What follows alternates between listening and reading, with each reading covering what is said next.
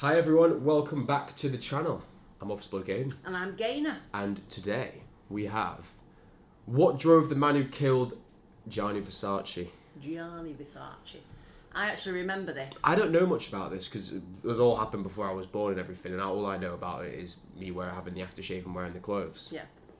So I remember it, and I remember there was like a manhunt, and I think they found him on a boat. You know, one of those like riverboat type things, hiding. I'm not sure whether he took his own life or whether the police shot him or whether he's still alive. But whether he's still alive, I can't remember. But I remember it happening. I remember it being on the news. Yeah. And I were you in America or were you back here? No, we were in America when Yeah. it happened. Yeah. And I remember, if I remember rightly, it was on the doorstep of his home. I think he was either coming in or... I don't know anything about this, to be honest with you. Oh.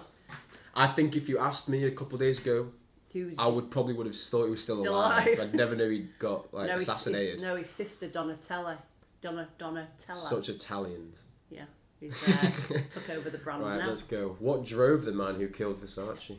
On the morning of the 15th of July 1997, one of the world's most recognized fashion designers, Gianni Versace, had gone for a morning stroll. The sky was blue, the sun was shining, and on this particular day, Versace had told his assistant that he would pick up the day's newspapers for a change. As he returned to his Miami Beach mansion, papers in hand, a man came up behind him and shot him through the cheek with a .40 caliber handgun. As the 50-year-old collapsed on the ground, the killer put one in the back of his head to make sure the job was done. That killer was called Andrew Cunanan, a 27-year-old whose actions still perplex the police and the public. His cold-blooded murder of the Italian designer was just a final chapter in a lurid story of deceit, depravity, and death. Before we start with the main story, we should tell you that Cunanan was not a typical serial killer. He was what's known as a spree killer. The difference being that while he might have killed a number of victims over a period of months, he did not hide in plain sight as serial killers do. Serial killers generally act out horrific, sadistic fantasies, murdering, sometimes doing terrible things with the corpses, and then many of them go to work and play badminton with their beloved children. A spree killer, on the other hand, sets out on a mission and doesn't stop until he is arrested or on many occasions takes his own life. A spree killer hardly covers his tracks. He doesn't wrestle with his dark fantasies. He just lets hell break loose until the flames devour him. Andrew Cunanan was born on August 31st, 1969. His father was a Filipino-American and his mother Italian-American. As you should know by now after watching our shows on killers, what happens in childhood is often a marker of what drove serial murderers to commit such heinous acts. In the seminal serial killer book, The Method and Madness of Monsters, we're told that Cunanan grew up in Rancho Bernardo, California, in quite a wealthy neighborhood. He, his two sisters, and one brother didn't want for anything, with the family becoming quite well off after the father left the U.S. Navy and became a stockbroker. Andrew was said to be the favorite of his father, who even gave him the master bedroom. The sisters later said their parents suspected Andrew was gay, but no one really talked about it. It was a loving family, and according to the siblings, the parents would have accepted the fact that their son was homosexual. Andrew was a happy-go-lucky child, and he was also very intelligent and did well at school. So what could go wrong? Well, the answer to that lies in this perfect existence, because it all came crumbling down. You see, while his parents wouldn't have minded his sexuality, Andrew was afraid to tell them. This is the beginning of him living a lie, a kind of double existence. Not only that, there's evidence that in 1996, he could well have been the caller on a sexual abuse hotline. Although police say the evidence is tenuous, the person who called in to say he was an altar boy and had been abused by a priest could have been Cunanan. In school, he was said to be very flamboyant, once turning up to a function dressed in a bright red, tight leather jumpsuit. He wanted to be noticed, he wanted to be different. In his yearbook in 1987, he was voted most likely never to be forgotten. Those fellow students of his certainly... What, is that even a thing? What? In the yearbook, you have a guy who wins most likely to never be forgotten. Yeah, you don't remember when you went to your prom and everybody was given something? What was yours? I don't know, I forgot everyone. What do you mean, what was mine? What did they say that yours would be, like, the most likely? Like, I remember, whatchamacallit that you used to go out with. What was her name? Right, I know you mean, doesn't matter. Yeah. Was she most likely to... To go on Love Island or something like that. Yeah. So what was yours? Can you? I didn't win one. Oh, you didn't? I thought everybody got one. No, there was only like a few people that won. No.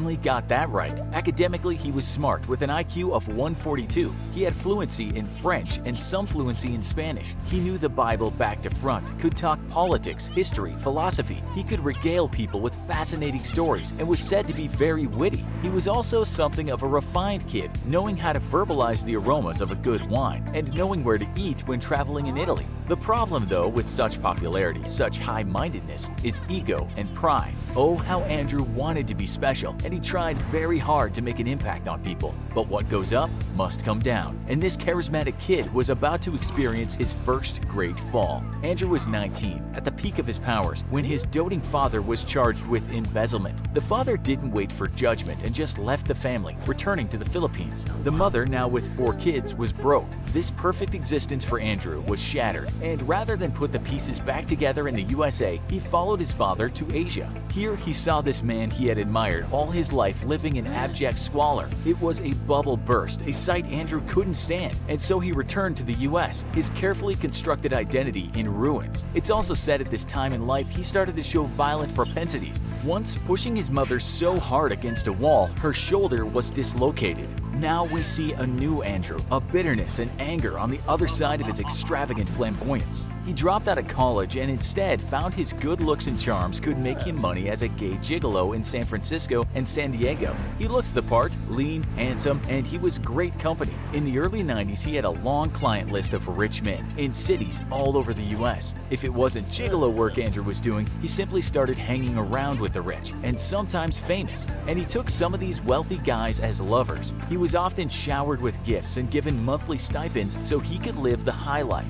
At some point, it's said this is the time he met Versace, but the relationship between the two remains a mystery. Did they know each other well, or did they merely share a few words? That's what I was going to say. Well, they knew each other. I wondered whether it was a relationship that they'd had that wasn't known, that maybe he'd fallen in love with him and thought, you know, he's going to be the one, and Gianni Versace was like, no, and brushed him off. And then he's killed him. Words one night. No one knows, because Andrew was a compulsive liar and would often tell his friends lies about how he rubbed shoulders with celebrities. It was later discovered that Cunanan was obsessed with Versace, but also Madonna, Tom Cruise, John Travolta, Leonardo DiCaprio, and Sylvester Stallone. It's very likely that one of them could have ended up being Cunanan's victim. They were all listed in something police later discovered and called the Little Black Book. So there he was, receiving gifts from wealthy lovers or just renting himself out for $140 a night when he needed some extra cash. He was known to leave $200 tips after $1,000 meals he shared with friends. Just like when he was in school, he wanted very much to be admired, and in his eyes, it was this decadence, the spending of money, that would gain him affection. Of course, that wasn't the truth. It only garnered him false admiration, the kind of stuff that underneath can cause depression. Still, in 1996, he was living in a retired millionaire's mansion, receiving $2,000 a month from that rich man, a former art dealer, and driving an expensive sports car. But again, this came crashing down and the two split. At the time Cunanan had been dating this old wealthy man, he had fallen in love with a young, intelligent, and successful man called David Madsen. Cunanan also had found a friend in a former US Navy officer, Jeffrey Trail. The former was age 30 and the latter 20. He's been around a little bit, hasn't yeah. he? Jesus Christ. You know, it's people like that though. They thrive on the lifestyle. Yeah. In a former US Navy officer, Jeffrey Trail. The former was age 30 and the latter 28. These were, to Andrew at least, his best buddies. They were his real-life love away from aged millionaires that only wanted his fine body to somehow rescue their own youth. Madsen had been in an intimate relationship with Cunanan, but got rid of him when he realized Cunanan was playing all over town. At some point, Trail also fell out with Cunanan. He lost his rich benefactor, he lost his young lover and friend, and to make it worse, he started putting on weight and was finding it harder to land those hour-long gigs bouncing on hotel room beds. At this time, he started dealing pharmaceutical pills and also smoking crack cocaine and methamphetamine. His life had come apart again. Sometime later, Madsen and Trail, then by coincidence, both ended up living in Minnesota. They had not known each other well in the past, but because they had both dated Andrew, they were aware of each other. They became friends, but not lovers. Still, this infuriated Andrew. He had been left out of the friendship. One day, Madsen got a call from Cunanan to to say he was going to come up and visit the two. But what Cunanan really wanted was to get back with Madsen.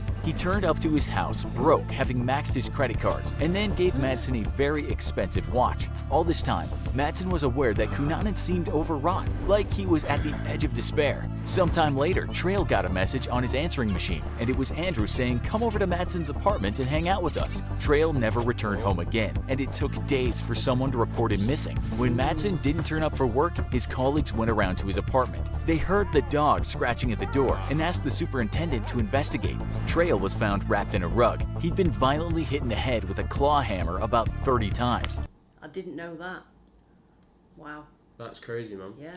But where was Madsen? Police believed after seeing Andrew do this, he probably just ran with him, fearing for his own life. After all, it was discovered that Cunanan had a gun, one that had belonged to Trail. No one knows exactly what went down on that fateful night. Madsen was found dead 2 days later near a lake. He'd been shot in the back and through the eye. Cunanan had now killed his two best friends, the guys he always said he loved the most. A week later, and the wife of a very rich and prominent property developer, Lee Miglin, returned home to their grand house, and she got a terrible shock. Her husband's body was lying in the garage. It was discovered that all his ribs had been broken. He'd been stabbed 20 times with a screwdriver. His head was almost severed, and he had a plastic bag. I don't understand, like, you always see these deaths and it's like the victim was stabbed that many times. Like, I've seen it way more. How are you there? Stabbing someone, he's completely dead, and you're still just doing it. Obviously, like, you just must be crazy in the head. Yeah. Over his face. Holes had been cut for the nostrils, so police believed the killer had wanted to keep the 75-year-old alive before he used a saw to cut his throat. Pruning shears had also been driven into the victim's chest. One thing we know about this extraordinary rich man was that he liked to frequent the gay communities of Chicago, but of course, this was his secret life. It turned out that the killer had mutilated and killed this man, and then made some sandwiches and had a shave. A few days later, and another man was found dead. This time, the victim was shot in the head. This wasn't a revenge killing. There was no sign of emotional rage. Police called this murder functional. The function for Andrew was to drive to Miami. As we said, spree killers go out in a hail of fire. They leave traces, and they often don't intend to escape or even live through it. The FBI had enough evidence to know for sure it was Cunanan. It was a matter of finding him. His face appeared in the media, and authorities were told by 12 people that he'd been spotted in Miami. But for some reason, they were slow to respond. Meanwhile, Andrew had one more thing he wanted to do, and that was murder his idol, the great fashion designer Gianni Versace. This took some planning, since a high-profile man like Versace was away a lot and often had people around him. While cops were looking for Cunanan, he was waiting in a cheap Miami hotel for the right time to get his man. You know what happened next, and that was Versace's fatal newspaper run. We'll never know why Cunanan took those lives, because soon after, he broke into a houseboat and shot himself in the head. The question everyone has asked is what drove this intelligent kid to do these things? Was it the possible abuse in childhood by the priest, the downfall of his family, his double lives, his being used as a human pleasure doll, or just the fact that he couldn't bear not to be the person in his fantasies? Did he just crack up after that first rejection and then think, I'm taking them all down? Tell us what you think in the comments. Also, be sure to watch our other... Yeah. I don't even think you can answer that question because you have no idea what goes on in someone's head. That's that weird and he's crazy. Obviously really lost the plot. And, you can't answer it. Like you literally have no idea what's going on in his head. So. I personally think he may have had a relationship with him, maybe just and it's the just one jealousy, night. and he's just like.